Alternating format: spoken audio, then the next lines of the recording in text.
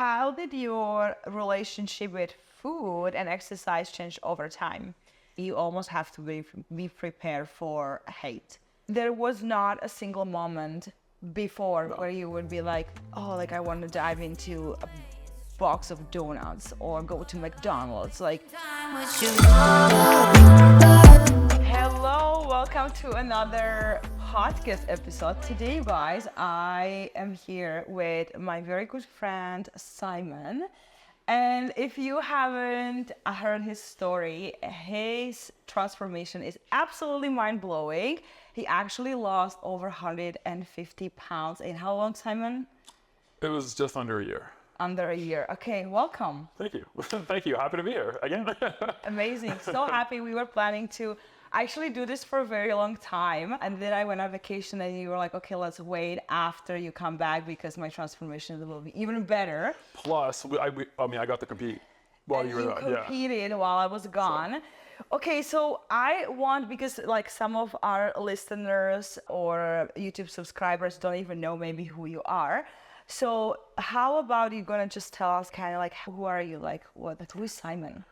God, that's a very broad question. Right? Sorry, putting you on spot. Who am I? I am someone that only has two gears in life. And I think you've seen that in a couple of things I've done, which is either I go 100% into something or I don't even try at all. Yeah. And in this case, I've always, I've been trained, I've been lifting weights for a period of time, but I never really did it for myself, you know? Yeah. So this was like a shift of, okay, cool. You know what? I'm getting to the point where I'm genuinely unhappy with my life. Yep. And it's time to make a change. Yeah. And of course, being around high performing people such as yourself and such as the other athletes that I was back at the time, it almost like sparked this like, okay, so I'm seeing a trend here. These people are happy and they're in shape. What if, what if I did the same thing? Yeah. And a year, I guess it's been like a year and a month now. Yeah. Crazy. Here we are. Yeah. Amazing. So let's start from the beginning. What was the moment when you realized that you needed to make like a serious life change? Because I know you've done it before. You've lost weight before, then you gain it back. We met probably like 5 years ago, right? Yep. And I always joke around, and I know I can say that I always met the fat Simon, who just binged on McDonald's, right? Yeah. And so I've known you for many years, which is crazy to think that it's been so while ago since we met. So like what actually like triggered you? I need to, like you said, like surrounding yourself with people like myself and other of your friends who used to or are still doing fitness. But like, what was the thing? Because being so unhappy for so many years and having such a horrible eating habits and overall just habits that got you to where you were over 300 pounds, right? 370. Like what happened? Like I want to understand, and I guess that everyone wants to understand like what switched in your brain. Well, okay, like the way that I explain it to people now, whenever people ask me that same question, it's always something along the lines of like, when you're done with your own shit, when you're done believing your own lies, change is inevitable. Yeah. So in my case, and I'll never forget this moment because everything just happened. Everything cascaded, one thing after the next. Yeah. Where I think this would have been August 4th. Okay. Of last year, where I said, I turned around in bed and I was out of breath, and I was like, this can't be it. Like just turning around in bed, being out of breath. You probably can't even imagine what that feels like. It sucks. Yeah. So it's like at that moment, that's when I grabbed my phone and I said, hey, Martina, tomorrow I'm seeing you at the gym. Yeah. Cool. And then I sent that text.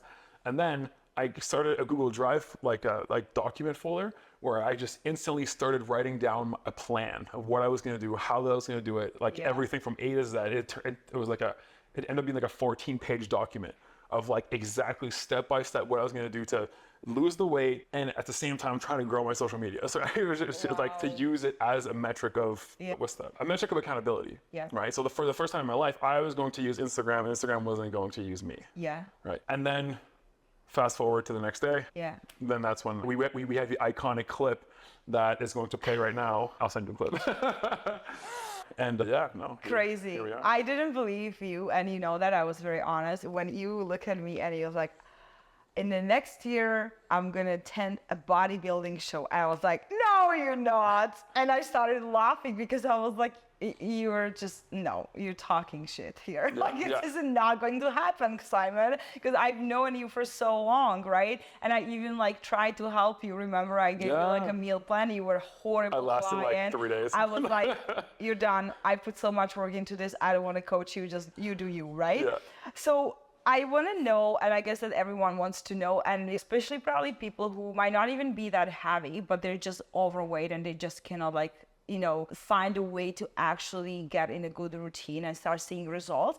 Like, how did you feel mentally and physically before you started your journey? Like, what other things, being so overweight, you've been like struggling with? Yeah. I know it, but I want other people to hear that. The biggest, like every single relationship in my life, whether with myself or with others, obviously that one was pretty rough. Yeah. Like, I didn't really give a shit. And I used to do these jokes all the time because my Crohn's was really, really bad back then. And I was making these jokes like, I'm not going to see 40 and stuff like that, right? So I didn't care if I personally died, which is kind of fucked up to say now. But then other than that, just like relationships, like outwards relationships, whether it be with my family where like we were just fighting all the time because I would just sit and play video games for 10 hours a day. Or the fact that I didn't have a girlfriend for 8 years because like I didn't talk to women. I hated myself so much that you've had the conversation. So that was like, I feel like relationships were probably the biggest thing that were impacted or that were bad at first that now shifted to being good. Yeah. But other than that, I think it's just like every aspect of my life has gotten better. Every single aspect. I mean, people treat me different. Yeah. People look at me different now. Like I used to be the guy that when I went to the gym and hopped on the treadmill, people were like, yeah, bro, it's sick, good for you. And now I'm the guy that when they walk into the gym, they're like, what the fuck is that guy?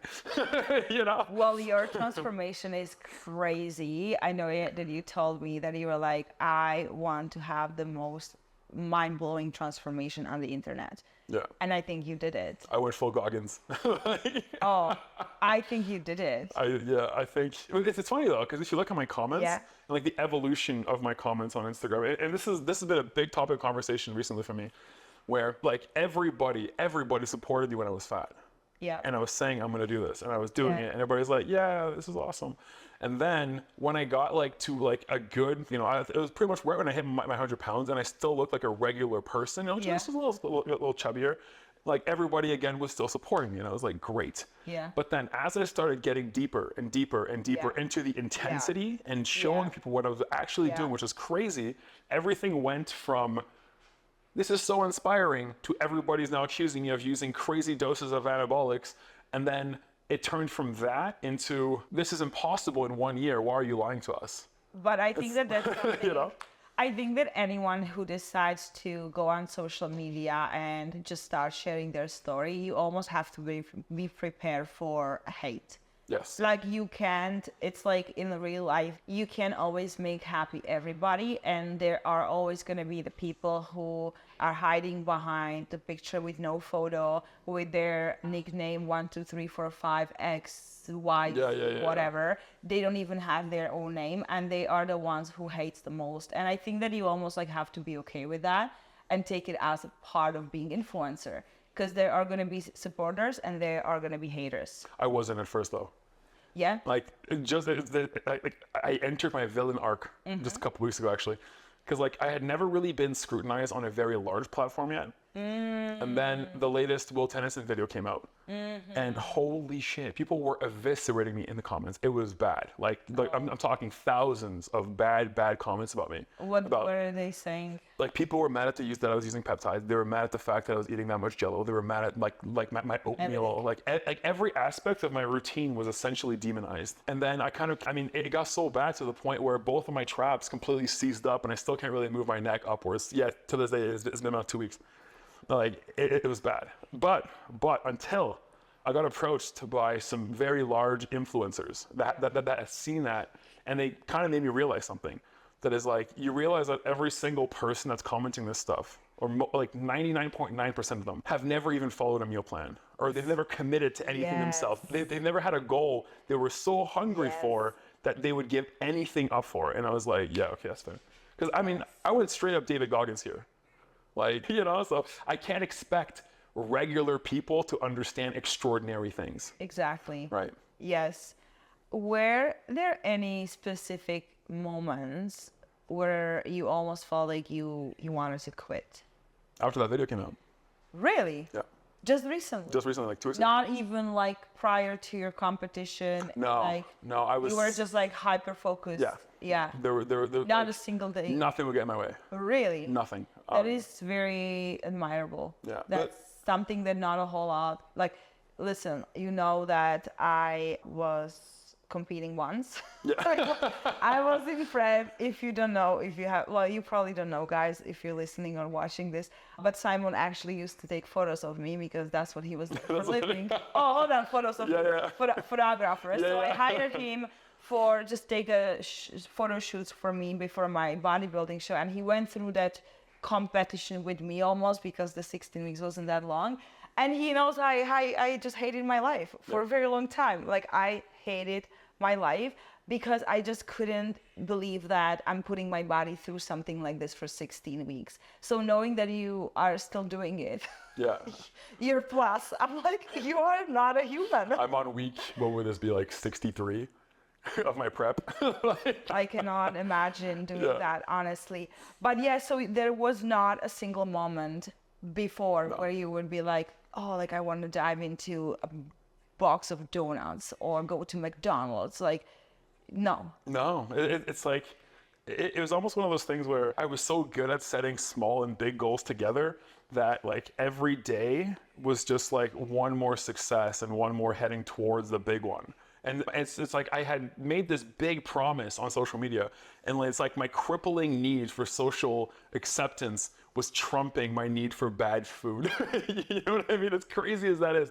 So you kind of put those two things together, and that's why I decided to use Instagram as a metric of accountability for myself, because I knew that if I had enough people watching me, I could not fuck up. Yeah, and that's probably the difference compared to your past attempt to lose weight, which you did, but then you put it back on. Exactly. But you also didn't start your social media channel, anything like that. So now I think it's almost safe to say that you will never go back to all time.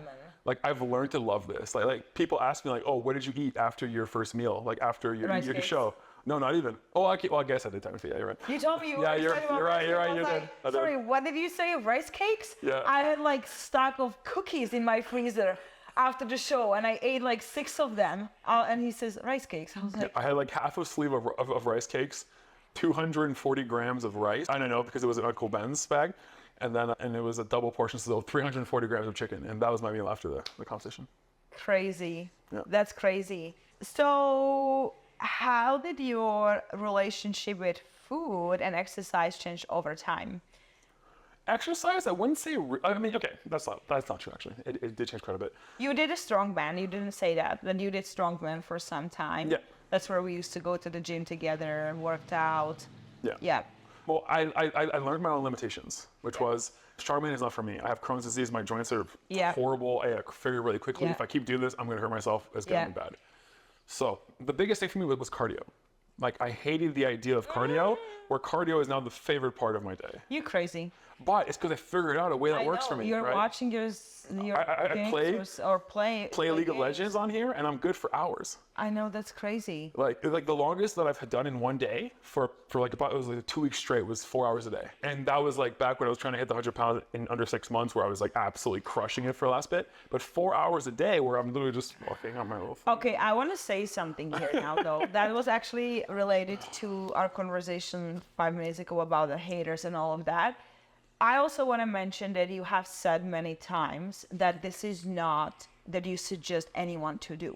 So it's not your recommendation to lose weight. The things that you're doing, it's not what you would recommend to anyone. Oh, hell no. You're just sharing your own journey, and I just want to point this out so people don't think that we're spreading here like some sort of like tools on how to lose weight, and we're recommending people to do 4 hours of cardio, because that is not sustainable and healthy and good for your body. And I know that you've said it many times, that you always say, hey guys, I'm sharing with you what I'm doing, but I'm not saying that you should be doing the same thing. Nobody should be doing what I'm doing. Exactly. Right? No. So just like, guys, you listen. Take everything with a grain of salt. Exactly. Make sure that you understand that he's a different type of human. He's just not Like he's not, and he's not really recommending this because I think that people can take it really wrong way and be like, well, but this dude was saying that this is okay, that he's doing that. No, like at the end of the day, you should also have personalized approach, and you should work with coach who can help you and tell you like this is good for you and this is not good for you. Exactly. You also work with your coach, right? Yeah. So and I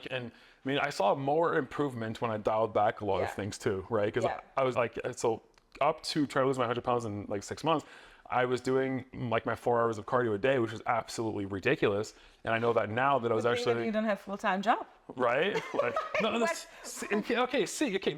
another big one that people roast me for, the fact I never had a job. But you know this more than anybody. How much time do you spend scripting content, ideating content, editing, filming? Oh, hours. Like, it's a full-time job in itself. Oh, 100%. And not only that, but you're creating programs. Yeah. You're creating a brand. Yeah. So it's like what makes what I was doing different than any other entrepreneur, where I just took a year to build a business. Yeah. That is now taking off the ground very well, right?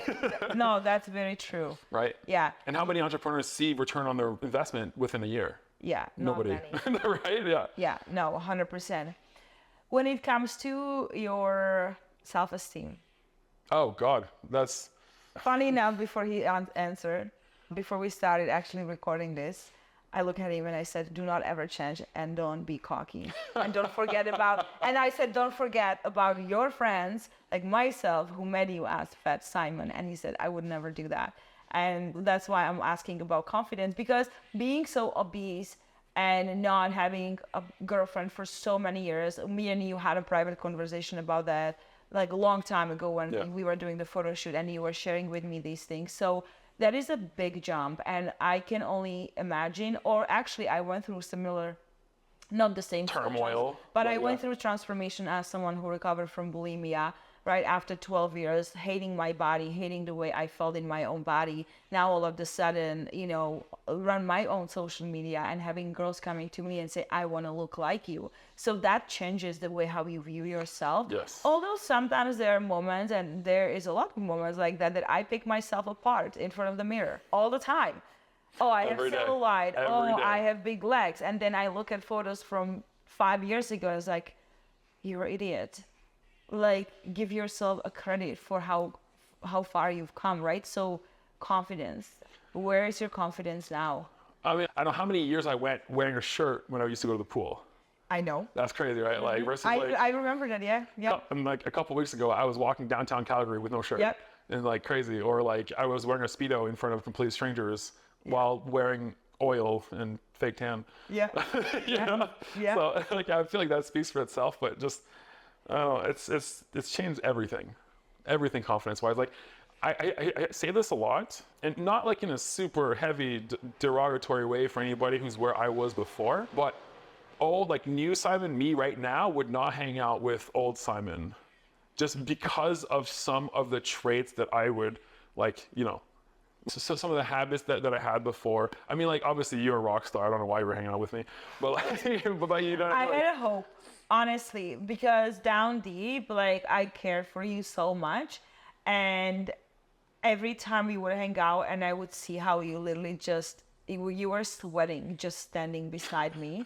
I was like, initially I was like, no, this is not good. Like this guy needs to get his shit together because I really care for you, and I didn't want you, and I've heard you to say a few times in front of me, oh, I'm not going to be here past 40. And I was like, why are you saying these things, right? And so down deep, I knew that, you know, there's a few things that I've noticed, like when we were like hanging out. Remember the event we went for, Bells of Steel? And then I didn't want to eat anything because I was like, no, I'm not hungry. And then you come with this big plate full of pancakes. But prior to that, literally, me trying to give you the meal plan and you saying that you're not eating all day. And I'm like, he's saying that to me, that he's not eating all day. And I was eating 15 fucking pancakes. It's almost like making it seem like he's actually starving himself, and that's why he's so big. But then I'm witnessing you literally not having the break when it comes to like loading up those pancakes on the plate. I was like, what is happening here? So obviously you don't get that big if you're starving yourself, first of all. So you're lying to me, and I don't blame you. But I know you were ashamed to admit how horrible your eating habits were, because once you started the journey, you told me, yes, I was eating McDonald's so many, like how much you spend on Uber Eats, like you've told me these things. So I was like, that makes all sense. But yeah, like I do believe that people just are ashamed. I used to be ashamed of my own eating habits. Like I was ashamed to admit that I have no problem to eat 12 donuts in one sitting when I was bulimic. Yeah. Yeah. Yeah. It's funny because I feel like that's like so I mean, like my clientele is very, very, very obese people for the most part. Yeah.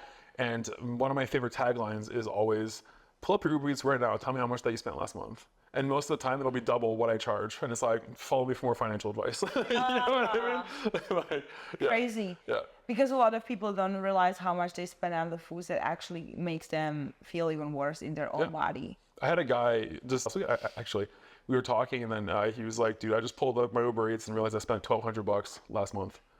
I was like, oh, okay. Insane. I was like, okay, well, let's see. How about this? Pay me for my highest plan, and then I'll save you money and make you lose weight. Like, it's like, bro. That's a deal, right?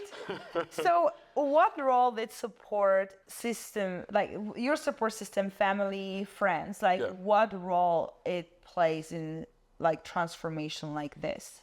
Oh, it takes a village. Like, I feel like for people to successfully do this, for people to successfully lose weight, yes, you can do it alone. It's obviously more challenging, but having a support system there makes it considerably easier. Now, to achieve something like I just did, which is like completely not human, I don't think that would have been possible without the support that I got.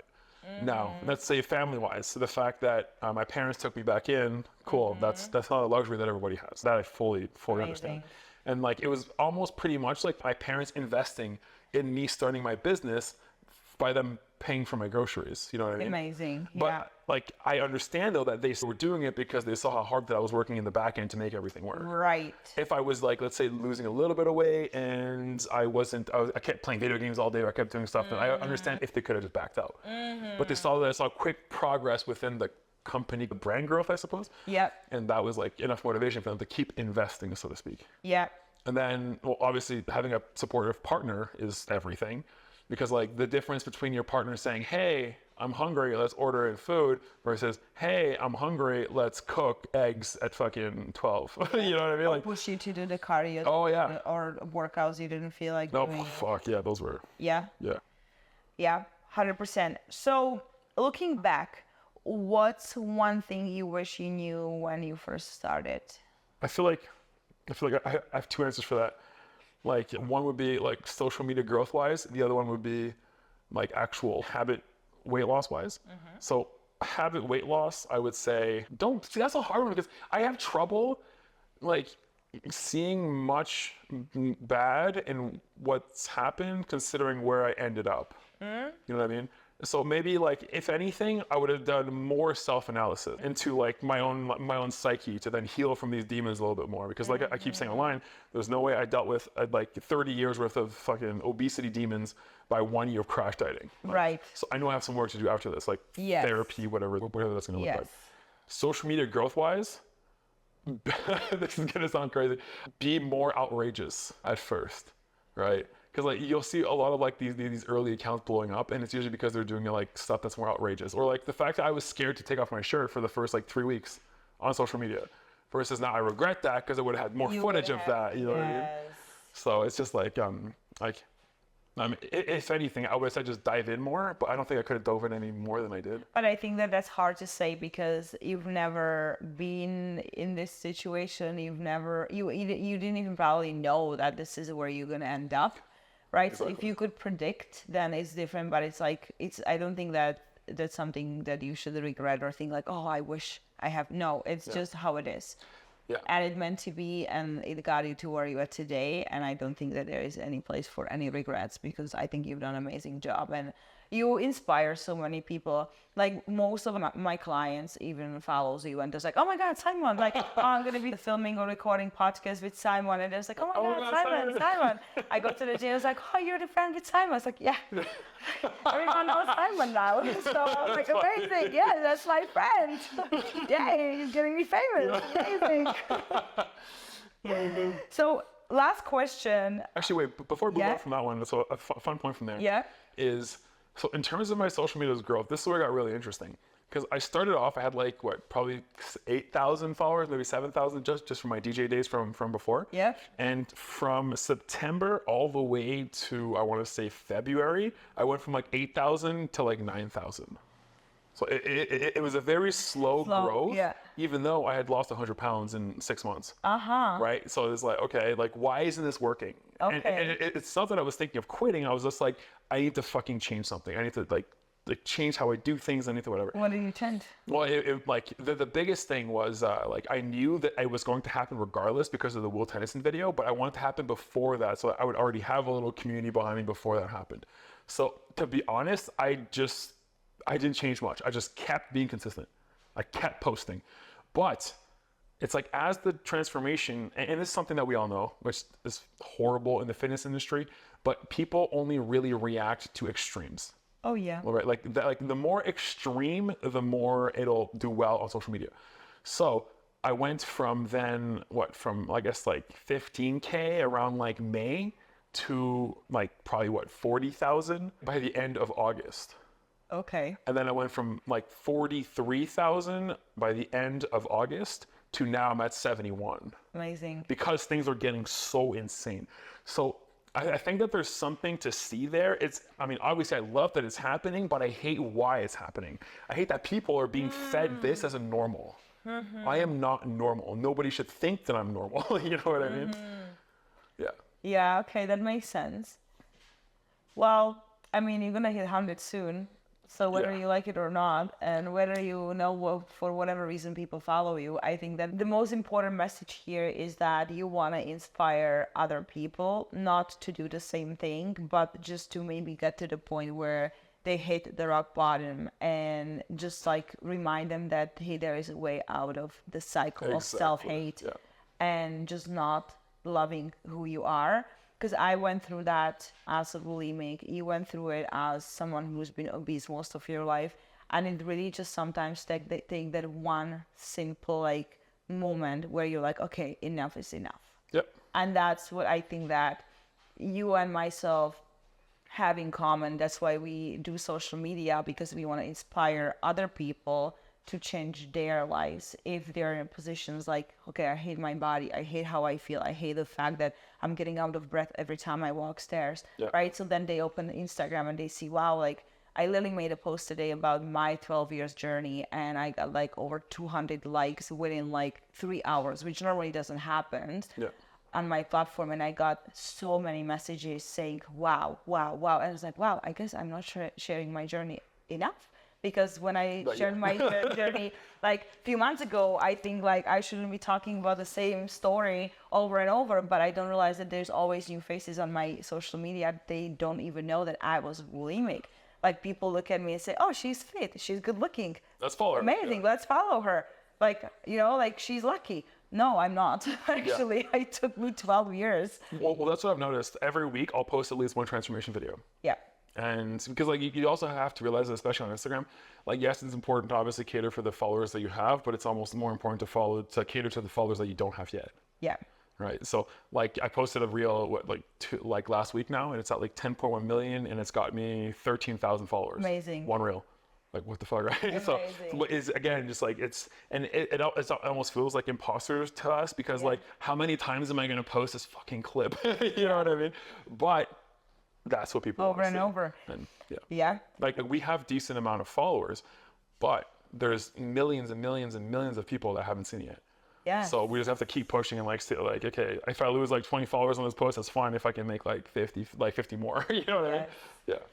Okay, last question that I have for you is the transformation that you have or I've had or anyone had doesn't typically end with like, okay, I lost this much weight. Like what is actually your end goal, if there's any? or where you see yourself, like, I'm not going to say the timeline within like 2, 5, 10 years. Yeah. Like, what is the end goal?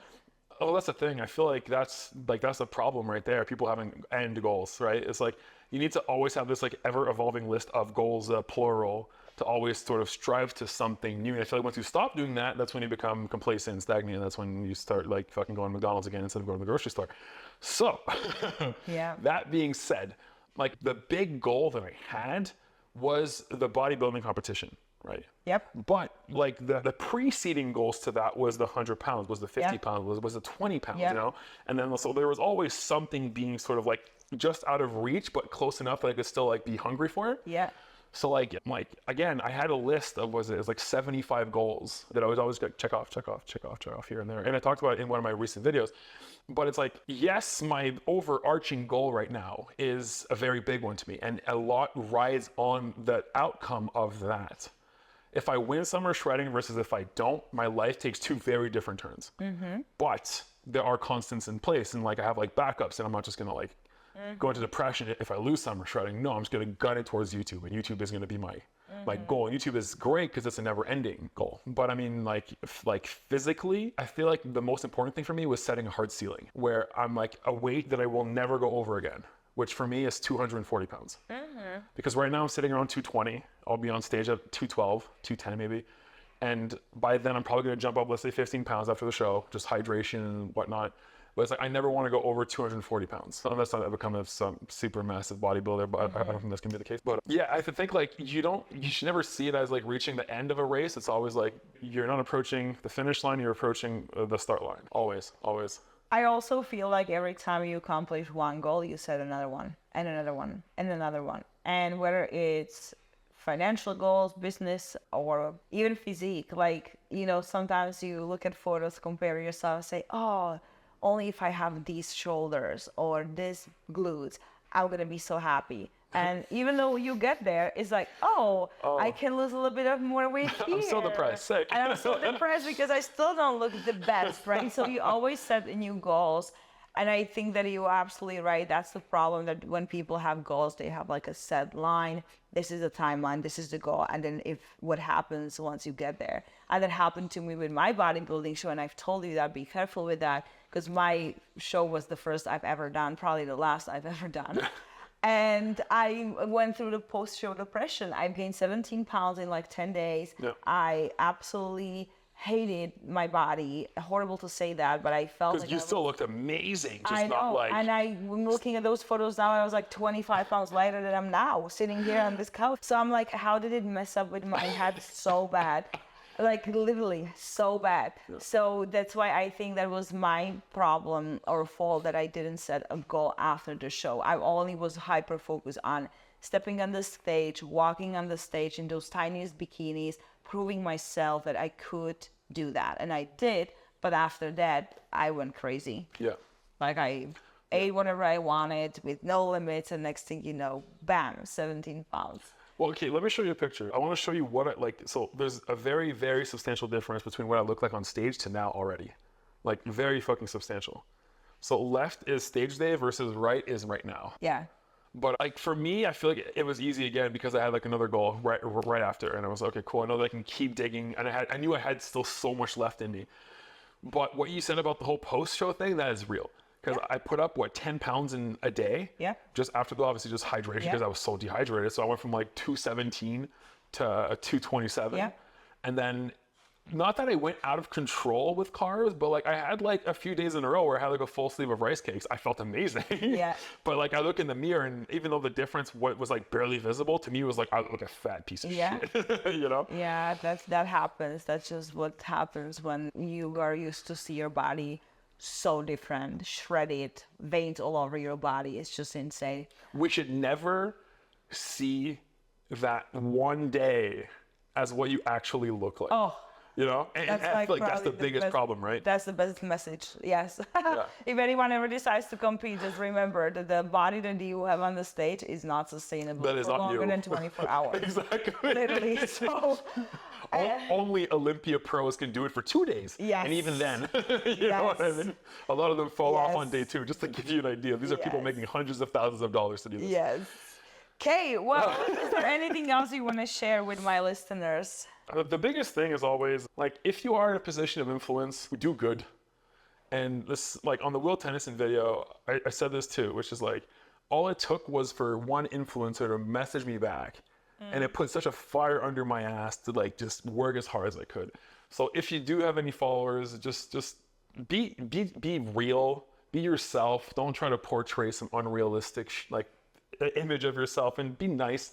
For people that are about to embark or thinking about embarking on their own journeys or anything of that sort, I would just say, like, don't copy anybody else that did it in an extreme manner, or just that did it, period. Like, really think about what works for you. What foods do you like? If you don't like eating something, don't put it in your daily diet. You're not going to want to eat it. There's so many ways to eat the stuff that you're eating right now that would be incredibly healthier. There's first of all, nobody on this planet should ever drink full sugar pop. I don't care what anybody says. Drink Diet Coke. If you can really tell me the difference, I'll be surprised. You know what I mean? And but that's just like the most broad example. But there's all these amazing sugar-free sauces, and I'm a fiend for that. I spend hours in the grocery store just looking for new sauces. So, like, just between, like, finding that or building your better habits, but think about what actually works for you. Don't go doing 6 hours of cardio if you don't like doing cardio. There's other ways to burn calories. Yes. Go find what works for you. And I always say, anything you're doing to get to your goal, that should be something you can imagine yourself doing for the rest of your life. So whether it's eating chicken and rice, or making a chicken Alfredo or lasagna and make a healthier version that gets you to your goal, that's amazing. Just find what works for you and what makes you happy. So, yeah. Because the biggest difference between a short-term goal versus a long-term goal is, and I feel like they're both as important as one another, but for a short-term goal, you'll generally have to make sacrifices to reach your short-term goal. Yes. Versus for long-term goals, you'll generally find ways to live in a happier way to reach them. So having that healthy combination of, like, pushing yourself and just being happy with yourself is a very important metric. Yes. Okay, well, thank you so much for coming on my podcast and sharing your journey. I think that it's very inspiring, and I hope that our listeners will enjoy this episode. And you guys, we're going to see you next time, or I'm going to see you, or you're going to hear me next time. Bye.